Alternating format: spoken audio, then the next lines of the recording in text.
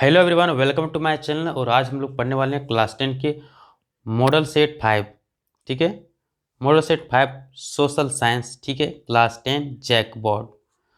तो यह क्लास 10 में जो भी बच्चे पढ़ रहे हैं, ये एग्जाम की दृष्टि से बहुत ही वीवीआई क्वेश्चन है, बहुत ही वीवीआई क्वेश्चन है, जो कि अगर आप मॉडल सेट 1 से 5 तक कर लेते हैं तो इसी के अंदर सारा सवाल पूछा जाएगा। ठीक है, ऐसा माना जाता है। कहने का मतलब है कि 80% जो सवाल रहेगा, 80% सवाल रहेगा वो ये मॉडल पेपर से ही रहेगा, 20% सवाल ही बाहर से रहेगा। तो चलिए हम लोग देखते हैं आखिर मैंने model set 1, model set 2, model set 3, model set 4, model set 4 तक मैंने कंप्लीट करा दिया है या कर दिया है, और आज मैं मॉडल सेट 5 को कंप्लीट करने वाला हूं। तो चलिए वीडियो को देर ना करते हुए आगे की ओर बढ़ते हैं। चलिए, तो सबसे पहला सवाल देखते हैं कि सबसे पहला सवाल क्या है। जैसे कि मैंने ये पहला सवाल पहला सेट में कराया था। पशु में प्लेग की तरफ फैलने वाले बीमारी को क्या कहते हैं? पशु में प्लेग की तरफ फैलने वाले बीमारी को रिंडरपेस्ट कहते हैं। रिंडरपेस्ट कहते हैं, क्या कहते हैं? रिंडरपेस्ट कहते हैं। ये मैंने पहला सेट में भी करवाया था।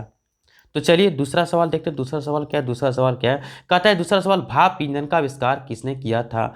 भाप इंजन का आविष्कार किसने किया था? भाप इंजन का आविष्कार जो था वो थॉमस न्यूकोमेन ने किया था। थॉमस न्यूकोमेन ने किया था।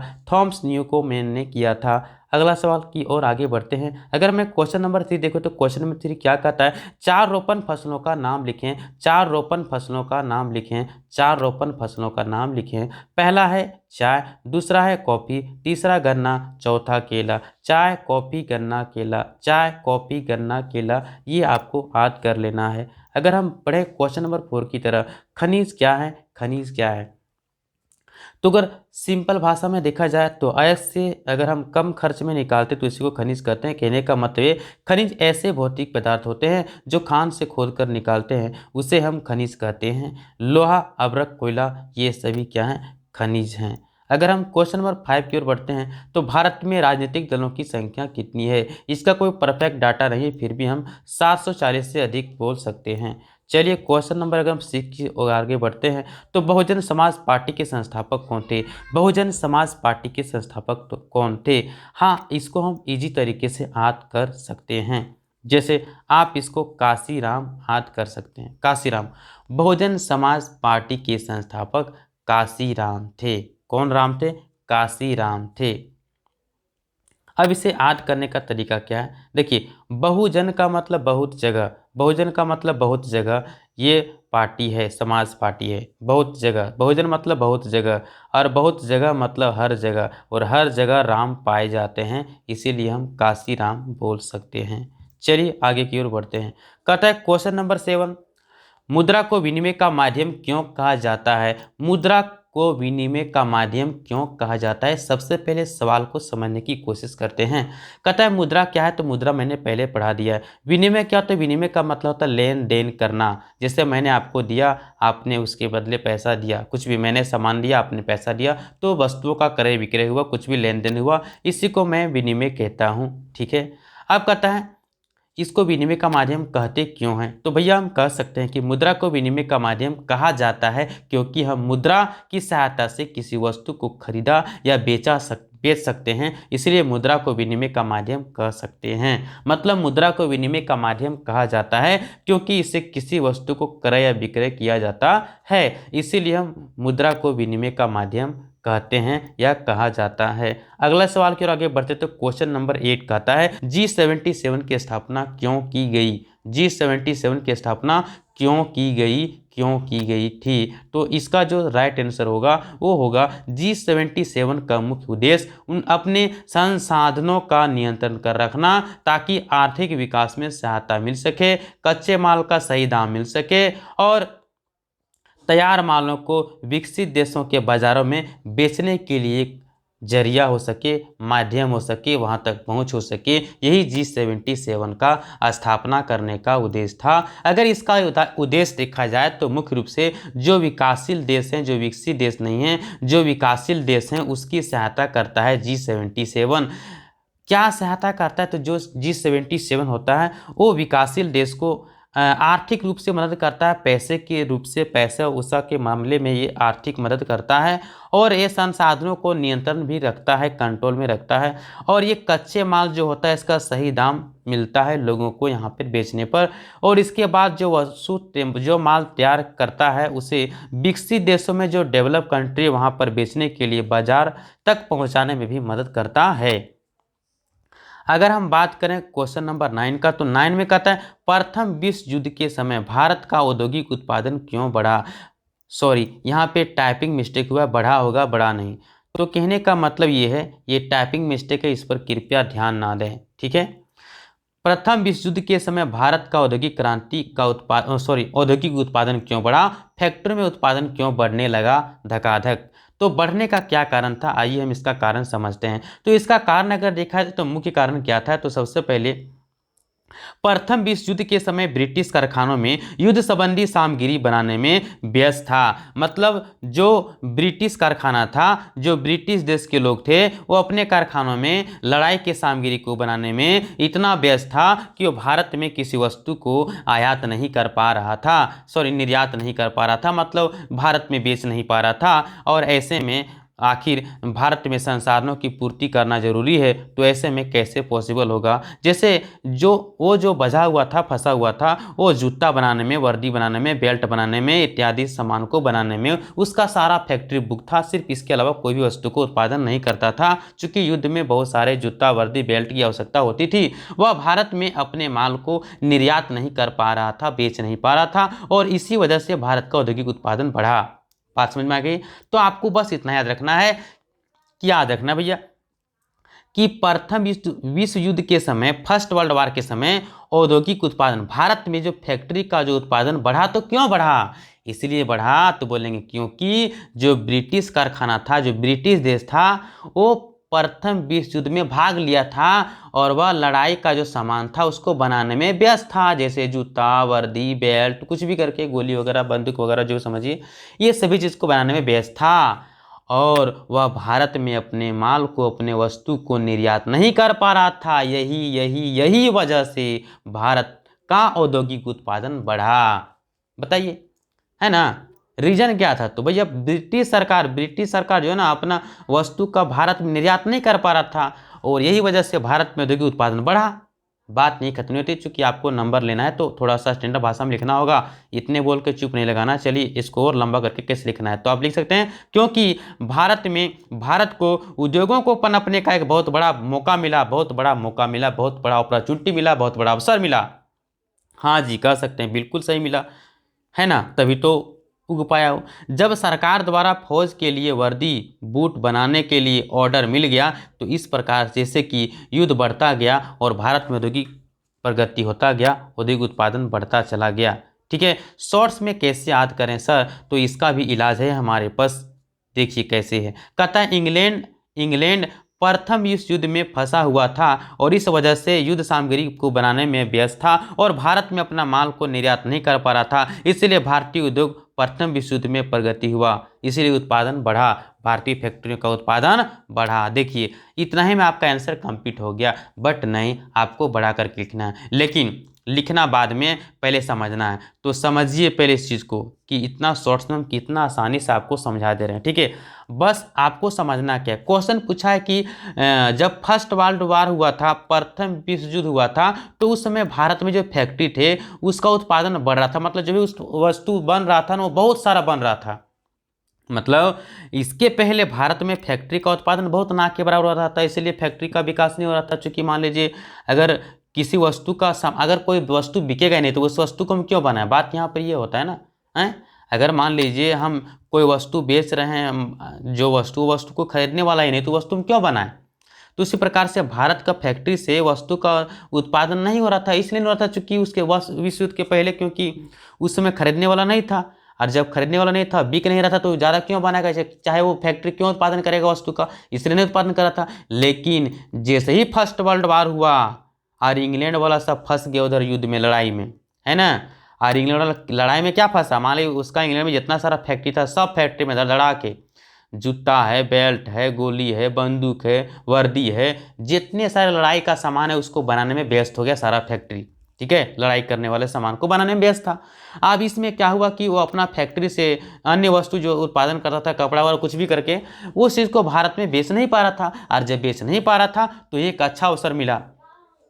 अब सरकार ने कह दिया कि भैया आप अपना फैक्ट्री से उत्पादन करके हमें दीजिए, और यही मौका था प्रगति होने का, बढ़ने का। उसी चीज़ को मैंने सरल भाषा में लिखा है, डरने की कोई ज़रूरत नहीं है कि क्योंकि इंग्लैंड प्रथम विश्व युद्ध में फंसा हुआ था और इस वजह से लड़ाई के सामान को बनाने में व्यस्त था, है ना, और भारत में अपना सामान को नहीं बेच पा रहा था। इसीलिए भारत का औद्योगिक उत्पादन प्रथम विश्व युद्ध में बहुत बढ़ गया, प्रगति हो गया। आई होप आपको समझ में आ गया होगा। लिखना अलग चीज़ है, समझना अलग चीज़ है। अब यहाँ पर आंसर मत समझिए, यहाँ पर मैं आपको समझा दिया हूँ, ये कॉन्सेप्ट समझिए, ऑटोमेटिक आंसर वहाँ लिखा जाएगा, बड़ा हो जाएगा, ये गारंटी है। तो चलिए लिखने का तरीका बताऊँगा एग्जाम के पहले, और टेंशन मत लीजिए आप। तो चलिए हम क्वेश्चन नंबर 10 की ओर आगे बढ़ते हैं। आपको समझ में आ गया होगा, ऐसा माना जाता है। तो चलिए क्वेश्चन नंबर 10 देखते हैं। भारत में लोहे के किन्हीं 3 क्षेत्र का नाम लिखें। लोहे के किन्हीं 3 क्षेत्र का नाम लिखें। तो पहला है झारखंड, दूसरा है कर्नाटक, और तीसरा है उड़ीसा। झारखंड, कर्नाटक, उड़ीसा। तो चलिए अगले सवाल की ओर बढ़ते हैं। अगला सवाल है, राजनीतिक दल की जरूरत क्यों है? अब जरा बताइए, अब इसे समझाओ यार, राजनीतिक दल की जरूरत क्यों, ये पूछ रहा है। तो ये भी आपको जानकारी होनी चाहिए, नहीं तो कल को आप बड़े हो जाओगे तो ये पूछोगे यार ये सब पार्टी उटी बेकार होता है, पार्टी क्यों होता है, पार्टी नहीं होना चाहिए, ऐसे करके आप बहुत सारे सवाल बोलोगे। जैसे मैं बचपन में था, मैं जब छोटा था तो ये हमारे मन में अक्सर सवाल होता था, चूँकि मैं इकोनॉमिक्स जब तक नहीं पढ़ा था, इकोनॉमिक्स जो अर्थव्यवस्था, अगर अर्थशास्त्र आप नहीं पढ़ते हैं, और अगर आपके मन में कोई सवाल आता है कि भैया हमारे पास अगर मशीन होता पैसा छापने का तो बहुत सारा पैसा मैं छाप देता, है ना। ये भी सवाल आता होगा कि सरकार जो है, सरकार के पास छापने वाला मशीन है तो क्यों नहीं पूरा पैसा छाप दे, वो सबको बांट दे, गरीब को ना रहे। लेकिन भैया इम्पॉसिबल है, ऐसा क्यों नहीं होता, तो ऐसा आपको बाद में बताया जाएगा। तो कहने का मतलब तरह तरह के सवाल आपके पास आते हैं। तो यहाँ पर ये भी सवाल आ सकते हैं आपको, पॉलिटिक्स से सवाल आपके मन में कि यार ये पार्टी उटी क्यों होता है, पार्टी नेता नहीं होता तो क्या दिक्कत होता। तो भैया पार्टी अगर नहीं होगा, नेता नहीं होगा तो देश कैसे चलेगा। राजतंत्र के रूप में चलाना तो बहुत कठिनाई होता है, तब तो फिर आपको गुलाम की ज़िंदगी होगा, आपके स्वतंत्रता समानता वगैरह कोई भी अधिकार नहीं मिलेगा, तब तो बहुत दिक्कत है। तो इसीलिए आखिर राजनीतिक दल की जरूरत है क्यों, तो भैया आज मैं आपको इस वीडियो में बहुत ही बेहतर तरीके से बताने वाला हूँ। तो आप वीडियो को अंत तक बने रहें और इस वीडियो को एकदम नॉन स्टॉप जरूर देखें। तो चलिए, कहता है देश के लिए उत्तरदायी सरकार के लिए आवश्यक है। सबसे पहले जरूरत क्यों है, तो सबसे पहला मैंने पॉइंट दिया है कि देश के लिए एक ऐसा सरकार होना चाहिए जो एक उत्तरदायी हो, जिम्मेवार हो। ठीक है, अरे भैया हम मान लीजिए आपको कोई काम सौंपे हैं और आप उस पर जिम्मेवारी नहीं, उसका जिम्मेवारी उठेबे नहीं करते कि नहीं हम करेंगे तो करेंगे, नहीं करेंगे नहीं करेंगे, मान लीजिए कुछ भी है, नहीं आपको जिम्मेवार होना होगा, जवाबदेह होना होगा। अगर नहीं कीजिएगा तो कुछ जवाब देने को, क्यों नहीं किया, आपको क्यों नहीं किया, नहीं करना तो पहले क्यों नहीं बोला, ये जवाबदेह होना, ये जवाबदेह वाला होना चाहिए। अगर ये नहीं होगा तो बहुत दिक्कत होगा, तब तो कोई भी काम में दिक्कत हो जाएगा, वो काम होगा ही नहीं, मतलब एक सुनिश्चित माना नहीं जाएगा। तो कहने का मतलब ये है, अगर देश में एक उत्तरदायी सरकार नहीं होगा, मतलब ऐसा सरकार जो गलती करने पर जवाब ना दे, गलत कोई निर्णय लेने पर उसका जवाब ना दे कि ये मैंने ऐसा क्यों किया, नहीं किया, अगर किया तो गलत किया तो वापस करूंगा, ये जवाबदेही होने वाला सरकार ना हो, तब तक देश कैसे चलेगा। तो फिर गुलाम हो जाएगा, राजतंत्र हो जाएगा, फिर है ना, तानाशाह हो जाएगा। इसीलिए हमारे देश में राजनीतिक दल की जरूरत है। और सबसे पहली बात यह है कि क्यों जरूरत है, तो मैंने पहला पॉइंट बता दिया कि उत्तरदायी सरकार के लिए। अब उत्तरदायी सरकार की जरूरत क्यों है, ये भी समझ लीजिए बात थोड़ा को। कहता है अगर दल ना होता, अगर पार्टी ना होता तो सारे उम्मीदवार निर्दलीय होंगे।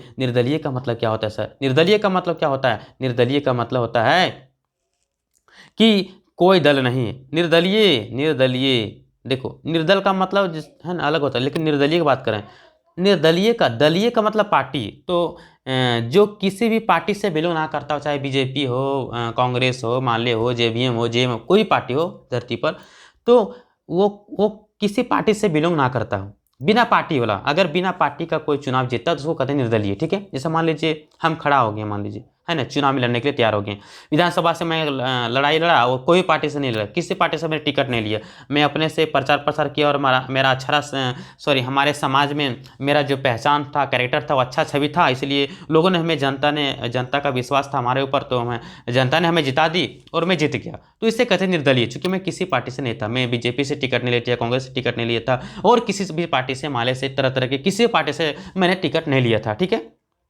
ये मान के चलो। तो जब कोई उम्मीदवार, जब कोई है ना व्यक्ति जो चुनाव लड़ता है, उम्मीदवार कहलाता है, तो जब कोई उम्मीदवार जो चुनाव लड़ता है उसको उम्मीदवार कहते हैं। तो जो जब कोई उम्मीदवार निर्दलीय होंगे, मतलब बिना पार्टी के होंगे, उसका कोई पार्टी नहीं होगा, तो इनमें से कोई भी बड़े नीतिगत बदलाव के बारे में लोगों के चुनाव के वायदे नहीं करेगा। सही बात। मान लीजिए अगर आप देखिएगा, अगर मान लीजिए मुखिया है, अभी अगर हम वर्तमान की बात करें तो अभी मुखिया में कोई पार्टी वगैरह नहीं चल रहा, मतलब पार्टी से टिकट लेके कोई मुखिया में खड़ा नहीं होता, मान लीजिए, ठीक है। अभी तक जो वर्तमान का जो मैं बात है वो मैं बता रहा हूँ, बाद में क्या होगा हो भी सकता, मैं उसके बारे में नहीं कहता हूँ, लेकिन अभी जो है उसके बारे में बता रहा हूँ। तो कहने का मतलब अभी मैंने क्या देख रहा है कि मुखिया का जो चुनाव हो रहा है उसमें से क्या होता है कि मुखिया के चुनाव में आप देखते हैं कि कोई भी लोग अपने मन से खड़े हो जाते हैं, उसको पार्टी उर्टी से मतलब नहीं है, ठीक है। तो ये निर्दलीय है। अब ये निर्दलीय जो है ना, ये जीतेगा तो अपना ही क्षेत्र का विकास करेगा। मान लीजिए हमारा ये कोई पंचायत का नाम है, अगर ये पंचायत में 2-3 गांव मिलके, 1 गांव 2 गांव 3 गांव 4 गांव मिलके एक पंचायत बना, तो इसी पंचायत के क्षेत्र वालों का ही विकास करेगा, ना कि इसके बगल पड़ोसी का विकास करना चाहेगा। वो चाहेगा कभी इसका विकास करना? कभी नहीं चाहेगा। इसके बगल में क्या हो रहा है उसको कभी नहीं चाहेगा, लड़ाई लड़ रहा है, क्या हो रहा है नहीं हो रहा, उसको कोई मतलब नहीं। भैया अपने क्षेत्र से मतलब है, अपने क्षेत्र में शांति बनाएगा, अपने क्षेत्र में विकास करेगा, अपने क्षेत्र का रोड बढ़िया बनाएगा। ये क्षेत्र में रोड सड़ा है, गला है, टूटा है, फूटा हुआ, क्या मतलब, उसको कोई मतलब नहीं। तो कहने का मतलब अगर सभी लोग अपना अपना देखेंगे, अपना अपना क्षेत्र से मतलब रखेंगे, तो फिर पूरे देश के भलाई, पूरा देश एकता कैसे होगा? पूरे देश के भलाई के लिए कौन सोचेगा? पूरे देश के विकास कैसे होगा? है ना। तो फिर दिक्कत हो जाएगा, है ना। तो वही कहता है कि कोई जो बड़े नीतिगत, मतलब कोई बड़ा नीति में बदलाव करना है, पूरे देश में कोई बड़ा क्रांति लाना, कोई बदलाव लाना है, शिक्षा में बदलाव लाना है, तो कैसे हो, क्या होगा? वो ये अपना क्षेत्र में नहीं करेगा, वो अपने क्षेत्र में करेगा, नहीं करेगा, मनमानी होगा, तो बहुत दिक्कत है। कहने का मतलब है आप तो समझ ही पा रहे हो, है ना। तो फिर कहने का मतलब कोई बड़ा बड़ा नियम में अगर बदलाव करना, नीति में बदलाव करना है, तो उसमें कोई वादा नहीं करेगा, और सरकार बन जाएगी पर देश कैसे चलेगा इसके लिए कोई भी उत्तरदायी जवाबदेह नहीं होगा। सरकार बन जाएगी लेकिन इसके लिए कोई जवाबदेह नहीं होगा कि भैया हाँ ठीक है हम भी सरकार, आप भी सरकार हैं, लेकिन हम अपना क्षेत्र के लिए जिम्मेदार है, आप अपना क्षेत्र के लिए जिम्मेदार है, लेकिन पूरे देश के लिए कोई जिम्मेदार होगा? कोई नहीं होगा। इसीलिए भैया क्या चाहिए, एक पार्टी या दल की जरूरत होती है, क्योंकि जो प्रतिनिधि जीतेंगे सिर्फ अपने निर्वाचन क्षेत्र के लिए काम करेंगे, के लिए जवाब देंगे, दूसरे क्षेत्र से क्या मतलब, उसको अपना पार्टी से, अपना जगह से मतलब है ना। अब शॉर्ट्स में इसको याद करने का तरीका क्या है? तो पहला तरीका क्या कहता है, सरकार का समर्थन करने या उस पर अंकुश रखने का एक तरीका है, ठीक है। कि अगर दल है तो पार्टी को हम क्या कर सकते हैं, अंकुश रख सकते हैं, मतलब उसको रोक सकते हैं, मनमानी करने से रोक सकते हैं, ठीक है। दूसरा, नीतियां बनवाने और नीतियां का समर्थन अथवा विरोध करने के लिए हम के उपकरणों की जरूरत होती है, ठीक है। पार्टी की जरूरत है, चूंकि जो पार्टी हारेगा, अगर गलत नीति बना तो विरोध करेगा, नहीं करेगा, तो विरोध करने के लिए भी जरूरत है, समर्थन करने के लिए जरूरत है ना, नीति बनवाने की भी जरूरत है, तो ये सब में काम देता है। तीसरा, प्रत्येक प्रतिनिधि सरकार की एक ऐसी जो भी जरूरतें होती है, प्रत्येक प्रतिनिधि सरकार की ऐसी जो भी जरूरत होती है, राजनीतिक दल उसको पूरा करते हैं। और इस तरह हम कह सकते हैं कि लोकतंत्र में राजनीतिक दल की जरूरत है, और दल के बिना लोकतंत्र की हम कल्पना भी नहीं कर सकते। तो तुमने कैसे सोच लिया कि दल की जरूरत नहीं भैया, है ना। जैसे आप जरा सोच लो, जिस वस्तु को आपने कभी देखा नहीं है, आप क्या उसकी कल्पना कर सकते हो? हैं, कभी नहीं कर सकते हो। जैसे मान लीजिए मैं कोई शब्द मैंने कहा A8957 का, मान लो मैंने कहा कि ये एक फल का नाम है, तो क्या आपके दिमाग में चित्र बनेगा क्या? ये फल कैसा होगा, ये 589 कुछ भी करके, अरे यार ये तो, हाँ लेकिन जैसे मैं बोल दूँ एप्पल, हाँ एप्पल आपने देखा है तो तुरंत दिमाग में पिक्चर बना, समझ में आया, इसकी कल्पना आपने कर लिया, दिमाग में पिक्चर बना लिया, कल्पना कर लिया। तो कहने का मतलब, कल्पना का मतलब इसके बारे में आप सोच भी नहीं सकते हैं, है ना। जिसके बारे में आप सोच नहीं सकते हैं, कहने का मतलब कल्पना भी नहीं कर सकते, सोच नहीं सकते मतलब कल्पना नहीं कर सकते, ठीक है। तो लोकतंत्र की हम कल्पना नहीं कर सकते हैं दल के बिना, मतलब लोकतंत्र कोई भी देश होगा तो उसमें दल होगा तो होगा, है ना। दल के बिना लोकतंत्र नहीं हो सकता है, उसकी कल्पना भी नहीं की जा सकती है। तो आई होप आपको ये समझ में आ गया होगा। अगर क्वेश्चन नंबर 12 की देखते हैं तो 12 में क्या लिखा है, कहता है लोकतंत्र किस प्रकार सामाजिक विविधताओं में सामंजस्य स्थापित करता है, मतलब एकदम मिलजुल के चलता है। तो देखिए अगर हम समझने की कोशिश करते हैं, समाज में कई प्रकार की विविधताएं होती, मतलब विविधताएं का मतलब उसमें अलग अलग विभिन्नताएं पाई जाती है, मतलब समानताएं नहीं पाई जाती, असमानताएं पाई जाती है। असमानताएं क्या पाई जाती है, जैसे कि हमारी भाषा अलग है, आपकी भाषा अलग है, तमिल में चलेगा, मान लीजिए तमिल भाषा चलेगा, आपका आंध्र प्रदेश में चलेगा तेलुगु चलेगा, केरल में मान लीजिए मलयालम चलेगा, कुछ भी करना है ना, तो हर जगह, बिहार में भोजपुरी चलेगा, झारखंड में मान लीजिए संथाली चलेगा, कहने का मतलब पंजाब में पंजाबी चलेगा, तो हर जगह का भाषा अलग अलग है। तो भैया ये लोकतंत्र देश है। तो लोकतंत्र में जो समाज में जो विभिन्नताएं पाई जाती है, अलग अलग जो अंतर पाई जाती है, असमानताएं जो पाई जाती है, हम असमानताएं पाने के बावजूद भी कैसे हम देश को चला पा रहे हैं, लोकतंत्र को अच्छे तरीके से चला पा रहे हैं, ये बहुत मायने रखता है। लोकतंत्र है इसलिए पॉसिबल है ना। तो कहने का मतलब क्या क्या असमानताएं पाए थे, भाषा के आधार पर, जाति के आधार पर, है ना। हर धर्म भैया अलग अलग जाति होता है, उससे कोई दिक्कत नहीं है। अब लिंग और धर्म के आधार पर, ठीक है, जैसे धर्म के आधार पर कहते हैं हिंदू, मुस्लिम, सिख, ईसाई, अलग अलग धर्म होते हुए भी हमारा देश अच्छे तरीके से चल रहा है, ये भी बहुत मायने की बात है, ठीक है। अगर हम बात करें लिंग के आधार पर, जैसे कोई महिला है, पुरुष है, इसके बाद आप देखते हैं एक हो गया आपका ट्रांसजेंडर हो जिसको बोलते हैं ना, और इसके बाद और भी है मान लो हम काले गोरे लोग, बहुत छोटे मोटे तरह तरह करके भेदभाव अलग अलग तरीके से लोग होते हैं। अब संस्कृति लोगों का अलग अलग है, पहनावा ओढ़ावा, रहन सहन, खान पान, ये जो कल्चर है ये सब भी लोगों का अलग अलग है, ठीक है। इतना होने के बावजूद भी सभी नागरिकों को समान अधिकार प्रदान करता है, ठीक है। अगर सबसे पहले इतना होने के बावजूद भी लोगों में टकराव क्यों नहीं होता, लड़ाई झगड़ा क्यों होती है, क्यों नहीं होता भैया, क्योंकि हमने सभी को दे रखा है क्या, समान अधिकार दे दिया है, समान अधिकार, इसीलिए कोई लड़ता नहीं आपस में। अगर अधिकार समान अधिकार नहीं मिलेगा तो आपस में लड़ाई झगड़ा होता ही रहेगा, ठीक है। तो टकराव को कम करने के लिए मैंने क्या कर दिया है, लोकतंत्र में नागरिकों को समान अधिकार दिया जाता है। तो संविधान के अनुसार किसी व्यक्ति के साथ कोई भेदभाव नहीं होता, चूंकि सभी को समान अधिकार दिया गया है, चाहे वह किसी भी धर्म से, जाति हो, लिंग से, भाषा, संस्कृति से हो। इस प्रकार लोकतंत्र सभी व्यक्ति को समान अधिकार देता है और सामाजिक विविधताओं को समाज को स्थापित करता है।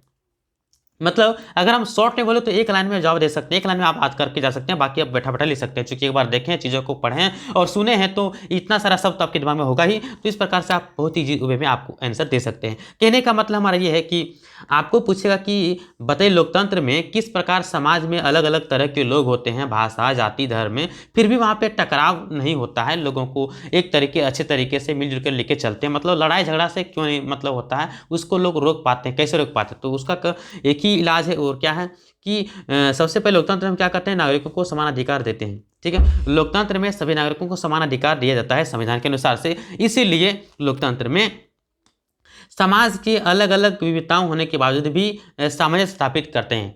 सामंजस्य स्थापित कैसे करते हैं, तो कहेंगे समान अधिकार दे करके। कैसे, लोकतंत्र में सभी नागरिकों को समान अधिकार देकर के हम सामंजस्य स्थापित करते हैं। नहीं समझे मेरी बात, एक बार फिर से सुनो। लोकतंत्र में किस प्रकार सामाजिक विविधताओं, समाज के अलग अलग जो असमानताएं पाया जाता है, भाषा, जाति, धर्म, लिंग, कुछ भी करके संस्कृति के रूप में अलग अलग होने के बावजूद भी सामंजस्य स्थापित कर लेते हैं, लोगों को मिलजुल के चला पाते हैं। क्यों, तो इसका एक रीजन है, मिलजुल के चलने का एक रीजन है समान अधिकार। हमारा संविधान ने सभी लोगों को, लोकतंत्र में सभी लोगों को समान अधिकार देता है, सभी नागरिकों को, इसीलिए सामाजिक विविधताओं का सामंजस्य स्थापित करता है लोकतंत्र। आप बात सुनाइए, और कुछ नहीं है। अब देखिए हमने इतना कुछ भी लिखा है, सब कोई बात ध्यान देने की जरूरत नहीं है, बस 100 बात की एक बात। क्या है, 100 बात की एक बात। तो भैया नागरिकों को समान अधिकार दिया जाता है, संविधान के अनुसार किसी व्यक्ति के साथ कोई भेदभाव नहीं होता है। मतलब सब समान अधिकार दिए तो भेदभाव कैसे करेंगे भैया, समान अधिकार दिए तो भेदभाव कैसे करेंगे, बात ये भी है ना। तो इसलिए भेदभाव नहीं होता, चाहे वो धर्म हो, लिंग हो, जाति हो, भाषा हो, संस्कृति हो, किसी भी तरह से अलग हो, छोटा मोटा, काला गोरा, कुछ भी हो, भिखमंगा हो, गरीब हो, अमीर हो, किसी तरह का हम कोई भेदभाव नहीं कर सकते हैं। यही अधिकार हमें मिला है, इसी से हम समाज में जो अलग अलग तरह के लोग होते हुए भी हम एक कर पाए हैं, समय से स्थापित कर पाए हैं। आई होप आपको समझ में आ गया होगा, आज भी हो गया होगा। तो चलिए आगे की ओर बढ़ते हैं। क्वेश्चन नंबर 13 वैश्वीकरण से आप क्या समझते हैं, इसको तो बार बार मैंने देख लिया, बार बार मैंने बता दिया है। तो कहता है अपने देश की अर्थव्यवस्था को विश्व की अर्थव्यवस्था के साथ जोड़ना ही वैश्वीकरण कहलाता है। अर्थव्यवस्था में क्या होता है, अर्थव्यवस्था में सारा चीज़ आ जाएगा। जैसे कि अगर मान लीजिए आप यहाँ पे अगर आप इंडिया के मजदूर हैं तो आप विदेश में जाके काम कर सकते हैं, ठीक है। अगर आपके पास कोई नया खोज किया है तो आप किसी दूसरे देश में पहुँचा सकते हैं। मतलब किसी भी चीज़ का एक देश से दूसरे देश में पहुँचना, ट्रांसफ़र हो जाना। हमारे देश में मान लीजिए कोई वस्तु है तो दूसरे देश में भेज सकते हैं, पैसा भी भेज सकते हैं। वस्तु है, पैसा है, विचार है, पूंजी है, किसी भी चीज़ को एक देश से दूसरे देश में पहुंचा सकते हैं वैश्वीकरण की मदद से। तो चलिए आगे की ओर बढ़ते हैं। क्वेश्चन नंबर 14 देखते हैं।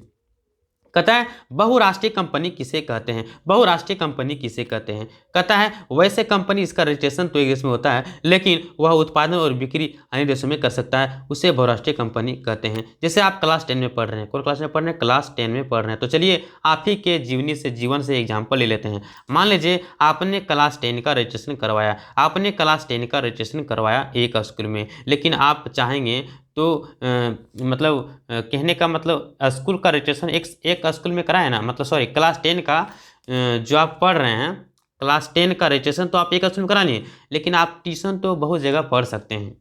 मतलब मैंने एक एग्जाम्पल दिया, चाहे तो आप यहाँ पढ़ो, दिल्ली में पढ़ो, पटना पढ़ो, कहीं भी ट्यूशन पढ़ सकते हैं ना, तो ये हो गया।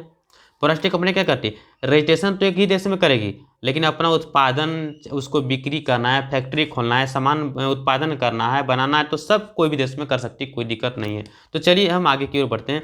क्वेश्चन 15 क्या कहता है, 15 में क्या कहता है, 15 में क्या कहता है, कहता है कॉर लॉ समाप्त करने के बारे में ब्रिटिश सरकार के फैसले के प्रभाव की व्याख्या करें। कहता है कॉर्न लॉ समाप्त करने, कॉर्न लॉ मतलब अनाज पर जो कानून बना था तो कॉर्न लॉ कहते हैं। मक्के के जो मकई पर जो बना था कानून, उसको कॉर्न लॉ कहते हैं। तो समाप्त करने के बाद ब्रिटिश सरकार के फैसले के प्रभाव क्या हुआ उसका व्याख्या करें। मतलब जब वो दे दिया फैसला तो उस पर क्या कुछ इफेक्ट पड़ा कि नहीं है। अब प्रभाव नेगेटिव हो सकता है, पॉजिटिव हो सकता है, बात है ना। कहता है कॉर्न लॉ समाप्त करने के बाद कहता है दाम पर खाद्यान्न आयात होने, कहता है कम दाम पर जो खाद्यान्न आयात होने लगा। मतलब जब कॉर्न लॉ को समाप्त कर दिया, हटा दिया, कॉर्न लॉ को हटा दिया, ठीक है। नियम जो बनाया था कि दूसरे देश से हमारा मकई का अनाज हमारे देश में नहीं आएगा, ये सिस्टम हटा गया। अब आप ला सकते, कोई दिक्कत नहीं है। अब अन्य देशों से मकई लोग वहाँ पर बेचने लगा, ठीक है। तो जब ये कानून समाप्त हो गया तो आयात होने लगा, खाद्यान्न मतलब मकई का आयात होने लगा, मकई बहुत सारा विदेशों से आने लगा। और जब आने लगा तो ब्रिटेन में जब उत्पादन करने वाले जो खाद्यान्न से सस्ते थे, मान लीजिए अभी हम अपने एग्जाम्पल देते हैं भैया, एक छोटा सा एग्जाम्पल लीजिए। मान लीजिए चीन हमारे देश में बहुत सारा वस्तु का उत्पादन करके बेचता है भारत में। अब क्या है ना कि मान लीजिए चीन ने कोई मोबाइल बनाया, ठीक है, चीन ने कोई मोबाइल बनाया जो कि चीन आपको मोबाइल एक एंड्रॉयड सेट मान लीजिए आपको 3000 में दे रहा है, मान लीजिए 3000 में दे रहा है। लेकिन भारत का जो फैक्ट्री से जो मोबाइल बन रहा है, कोई भी मोबाइल खरीदिएगा तो मान लीजिए 8000 ले रहा है या 5000 ले रहा है, ठीक है। तो अगर इस प्रकार से जब हमारा विदेशों से जो वस्तु आ रहा है वो सस्ता जब मिलेगा तो ऑफकोर्स यार बेशक लोग अधिक से अधिक इसको खरीदेंगे 3 नंबर लोग, चूँकि जो हमारे देश में अधिक लोग गरीब लोग हैं तो वो चाहेंगे कि हमको 3000 वाला ही मोबाइल चाहिए, चूँकि काम चलाने के लिए, ठीक है। वो आईफोन वगैरह नहीं खरीद पाएंगे, ठीक है, आईपैड नहीं खरीद पाएंगे, एप्पल मोबाइल नहीं खरीद पाएंगे, क्योंकि वो बहुत ही महंगा है, ठीक है। अगर सस्ता होता तो आम लोगों के पास हो जाता, सभी लोगों के पास हो जाता, लेकिन महंगा होने के कारण सभी लोगों के पास नहीं पहुंच पाता है। तो कहने का मतलब ये है कि यहाँ भी मकई का वही हाल हुआ। जब मान लीजिए अगर हम बैन लगा दें कि चीन का सामान, चीन वाला यहाँ हमारे देश में वस्तु को नहीं बेच सकता है, तब तो भारत का जितना सारा वस्तु है ना खूब बिकेगा। मान लिए चाइनीज सामान कुछ भी हो, चाहे मोबाइल हो, घड़ी हो, कुछ भी हो, बेल्ट हो, जूता हो, चप्पल हो, कुछ भी हो, चाइनीज सामान को अगर हम बंद कर दें आने से कि चीन वाला तुम हमारे देश में नहीं बेच सकता, मान लीजिए, तो जब उसको बना कर देंगे तो भारत में जो फैक्ट्री है, भारत के लोग जो बेचते हैं, छोटे मोटे कंपनी है, इसका धड़धड़ा के उत्पादन करने लगेगा ना, और बड़बड़ा के बेच देगा सब, ठीक है। और ये खूब आराम से अधिक पैसा कमा लेंगे, ठीक है। महंगा भी होगा तभी लोग खरीदना पड़ेगा भैया, नमक कितना महंगा हो जाए, लेकिन खाना है तो खाना है खरीद के, ठीक है। ऐसा नहीं कि उसको खाए बिना भी रह सकता है। तो कहने का मतलब ये है, लेकिन जैसे ही अब इसका आयात नहीं हम चालू कर दें कि अब चीन वाला बेच सकता है भारत में सामान, ठीक है, तब मोबाइल घड़ी जो भी कुछ होगा, अब मोबाइल हमको यहाँ मिलता था 5000 में, अब यहाँ मिल रहा है 2000 में, चीन वाला बेच रहा है, तो ये वाला ले लेंगे ना, काहे खरीदेंगे इतना महंगा। कहने का मतलब हमारा ये है। तो उसी प्रकार से यहाँ भी हुआ, सेम हाल यहीं भी हो गया। तो अब ब्रिटेन में उत्पादन करने वाले जो लोग थे, ब्रिटेन के लोग जो किसान लोग वहाँ उत्पादन करते थे मकई का, अब बाहर से मान लीजिए दूसरा कोई देश आकर के बेच दे रहा है सस्ता में, ब्रिटेन वाला बेच रहा है 10 रुपये के जी, तो वो बेच रहा है 3 रुपये के जी, तो काहे खरीदेगा 10 रुपये में, ये वाला 3 रुपये से काम चला लेगा ना, पेटी तो भरना है उसको, ठीक है। तो हम कह सकते हैं कि कॉर्न लॉ जब समाप्त हो गया, ठीक है, तब बाहर से सामान, मतलब बाहर से जो अनाज था उसका आयात होने लगा, सस्ते दाम पर आयात होने लगा। और ब्रिटेन में जो लोग वस्तु का उत्पादन करते थे, मकई का उत्पादन करते थे, उससे सस्ता में बिक रहा था, उससे भी सस्ता बिक रहा था विदेशी वाला अनाज, ठीक है। अब कहता है इस वजह से ब्रिटेन के किसान की स्थिति क्या हो गया, खराब हो गया भैया। अब वो सब उत्पादन कर रहा है, बिकेगा नहीं, ज़्यादा महंगा लग रहा है, अब उसका भी मान लीजिए खर्च लग पड़ा, उसके हिसाब से बेचेगा ना, सस्ता करेगा तो फायदा क्या होगा। तो लोगों को दिक्कत हुआ। अब ब्रिटेन के लोगों ने क्या किया, अब बहुत सारे लोग बेरोजगार हो गया, छोड़ दिया इस खेती उती करने, काहे करेंगे यार, पैसा वैसा इनकम वगैरह कुछ आता ही नहीं है। तो ये रोजगार के लिए शहरों की तरफ बढ़ने लगा और जाकर के उधर बसने लगा। तो इस प्रकार से यहाँ पर प्रभाव पड़ा, हम कह सकते हैं। ये कॉर्न लॉ जो लगाया था नियम, ये बहुत ही अच्छा था। किसके लिए, ब्रिटेन के लोगों के, किसान लोगों के लिए। क्योंकि जब कॉर्न लॉ लगा था तब ब्रिटेन के जो किसान था वो कितना दाम में बेच रहा था, बिक रहा था, पैसा कमा रहा था ना, बेरोजगार तो नहीं था, कम से कम पैसा कमा रहा था ना बेच करके। लेकिन जैसे ही कॉर्न लॉ समाप्त कर दिया, चालू हो गया, मान लीजिए अब आना जाना विदेश से, विदेश के लोग अब मकई अनाज बेच सकता, कोई भी अनाज बेच सकता है। अब क्या हुआ, यहाँ के किसान जो अनाज का उत्पादन करके बेचा था, मान लीजिए चावल है, गेहूँ है, मकई, कुछ भी है, कोई भी खदान है, मकई है मान लीजिए, हाँ सॉरी यहाँ मकई की बात हो रहा है, तो क्यों ले चावल भैया, छोड़िए, मकई बेच रहा है। तो यहाँ का किसान जो मकई बेच रहा था वो 50 रुपये मान लीजिए, 50 रुपये मान लीजिए, उसको 40 रुपये उसका खर्चा हो रहा है, मतलब उत्पादन करने में, तो 50 को कम बेचेगा नहीं, या 40 से कम बेचेगा नहीं। अब 40 रुपये उसका खर्च है उत्पादन करने में, और विदेश से जो मकई आया है वो तो बेच दे रहा है 20 रुपये में। कितना बेच रहा है, 20 रुपये किलो में। तब बताओ, ये 20 रुपये में चाह के भी नहीं बेच पाएगा, और बेचेगा तो कंगाल हो जाएगा, इसका सारा तो डूब जाएगा भैया। तो बेरोजगार हुआ कि नहीं हुआ, एकदम हो गया। और जब बेरोजगार हो जाएगा तो खेती क्यों करेगा, छोड़ देगा ना खेती करने के लिए, क्यों करेगा यार, माथा मची करने के लिए। तो इसलिए ये सब खेती उती करने के लिए छोड़ दिया, बेरोजगार हो गया, ये शहर की तरफ चल गया, वो शहर की तरफ जाके बस गया, उधर ही खेती करने लगे, उधर मतलब उधर शहर में कुछ काम करने लगे।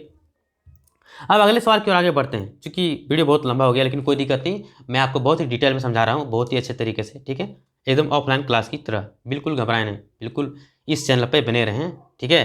आप वीडियो को देख लिए मतलब आपको क्वेश्चन याद हो गया, बस इतना ही समझिए, और उसके बाद आप लिख के देखना, आप लिख डालोगे, है ना, इसे देख डाला तो लाइफ झिंगा डाला। अब देखिए क्वेश्चन नंबर 16 क्या कहता है, कहता है राजनीतिक दलों के सुधार के उपायों की चर्चा करें। आखिर राजनीतिक दल को कैसे सुधारा जा सकता है, जो दल है, जो पार्टी है, इसको सुधारने के क्या क्या उपाय हैं हमारे पास, आइए इस पर विचार करते हैं, चर्चा करते हैं। तो मैंने सबसे पहला पॉइंट लिख के रखा है, ठीक है, आप एग्जाम में लिखेंगे सबसे पहले कि राजनीतिक दलों के सुधारने के लिखित उपाय हैं। नंबर 1, तो पहला क्या है, विधायकों और सांसदों को दल बदल करने से रोकने के लिए संविधान में संशोधन किया गया है। सही बात है। तो सबसे पहला सवाल है कि भैया विधायकों और सांसदों को दल बदल करने से रोकना। अरे दल बदल क्या होता है भैया, दल का मतलब पार्टी, पार्टी को बदलना ही कहते हैं दल बदल, पार्टी को बदलना ही कहते हैं दल बदल। आप पार्टी बदलते हैं लोग कैसे, मान लीजिए ये मान लीजिए एक कोई क्षेत्र है, ये जगह का नाम, मान लीजिए धनबाद है, बोकारो है, गिरिडीह, झरिया, जो मानना, मान लीजिए धनबाद जिला है।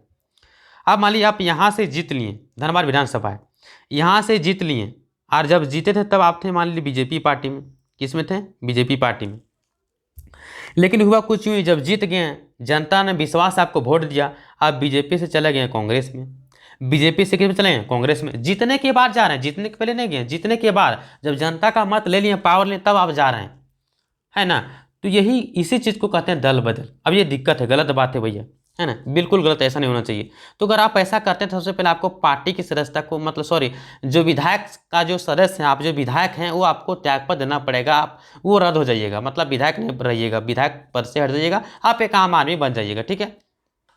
इस चीज़ को प्रावधान किया गया, पहले ऐसा नहीं था, लेकिन ये संविधान में संशोधन किया गया और तब से ये चालू हो गया, ठीक है। तो दल बदल करने से रोका गया संविधान में संशोधन करके, ये चीज़ पहले नहीं था लेकिन अब हो गया, मतलब दल बदल करने का रोकने का तरीका हो गया। दूसरा क्या है, तो उच्चतम न्यायालय ने पैसे और अपराधियों का प्रभाव को कम करने के लिए आदेश जारी किया। क्या आदेश जारी किया, तो भैया चुनाव लड़ने वाले सॉरी यहाँ पर थोड़ा गलत लिखा गया, हरिद्वार लिखा गया, ये क्या है यार, हरिद्वार यहाँ घूमने के लिए जाना क्या है, हर उम्मीदवार को होगा, हर उम्मीदवार को अपनी संपत्ति का और अपने खिलाफ चल रहे आपराधिक मामलों का एक ब्यौरा शपथ पत्र के माध्यम से देना अनिवार्य होगा। कहने का मतलब दूसरा पॉइंट आप बोल सकते हैं शपथ पत्र, दूसरा पॉइंट क्या बोल सकते हैं, शपथ पत्र, शपथ पत्र, ठीक है, शपथ पत्र। ये शपथ पत्र क्यों जरूरी है, शपथ पत्र को मैंने आपको बताना है कि सर हमारे ऊपर कोई भी केस नहीं चल रहा, मैंने कोई भी अपराध नहीं किया, चोरी डकैती, है ना, हत्या, किसी भी तरह का कोई गलत नहीं काम किया है, कोई केस नहीं चल रहा, मैं अच्छा कैरेक्टर का आदमी हूँ। और दूसरा आपको देना पड़ेगा कि हमारे पास कितना संपत्ति, कितना ज़मीन है, कितना घर है, कितना पैसा रुपया कितना है, ये सभी चीज़ों का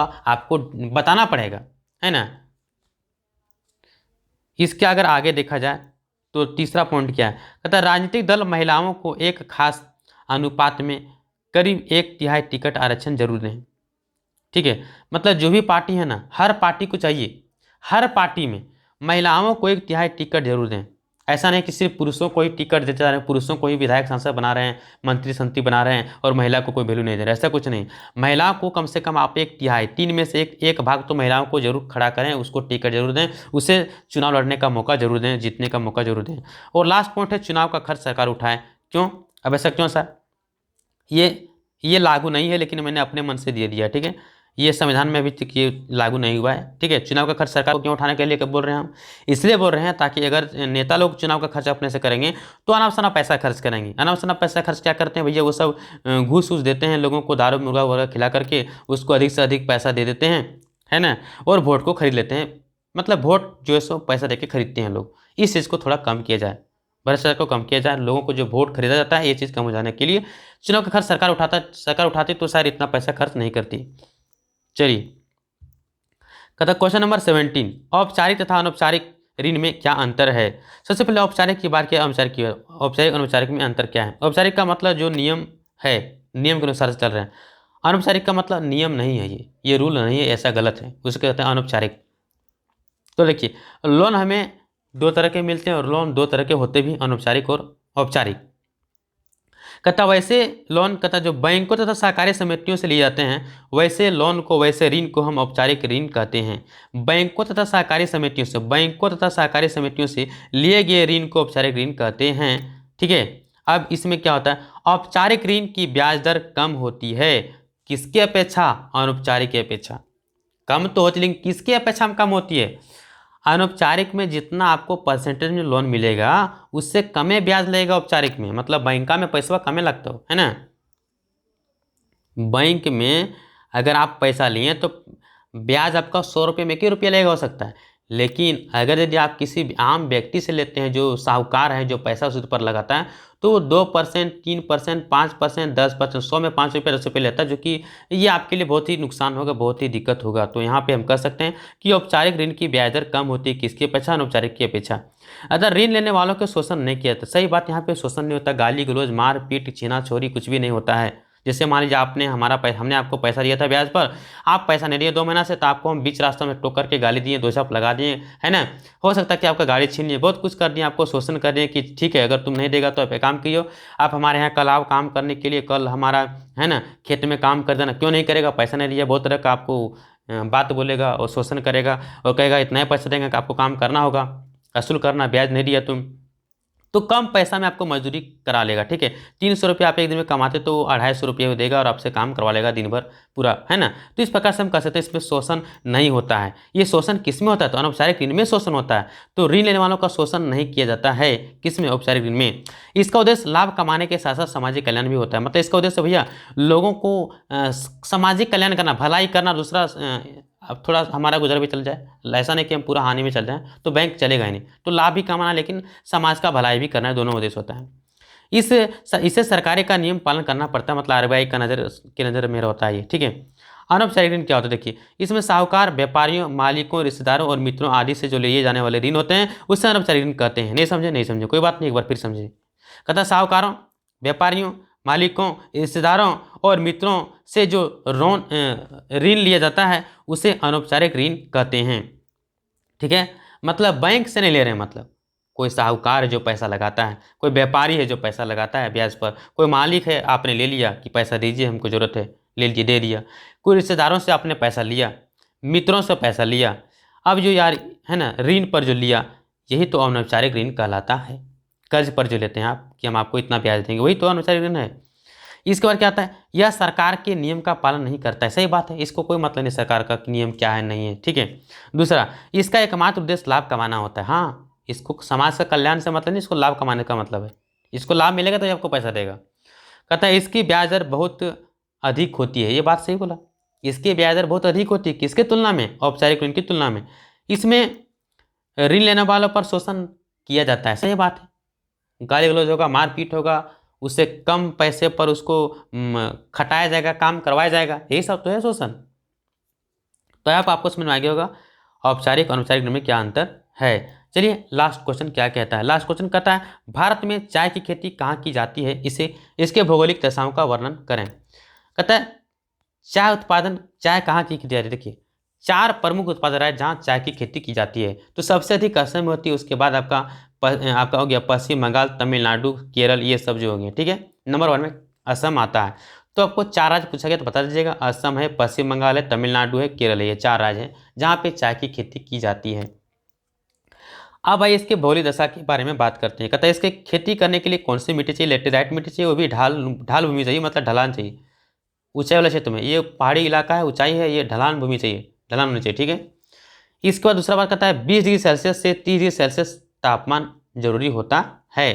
इसके बाद कहता है 150 से 200 वार्षिक वर्षा की जरूरत होती है। ये सब होगा वहीं पर चाय की खेती संभव है।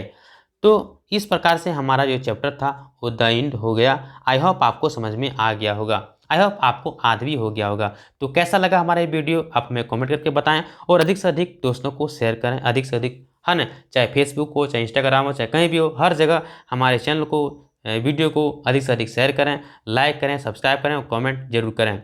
और आप लोग का प्यार रहा तो आपका जो भी सवाल रहेगा वो कमेंट पर कीजिएगा, मैं उसका जवाब जरूर दूंगा। तो मिलते हैं नेक्स्ट वीडियो में, तब तक के लिए धन्यवाद।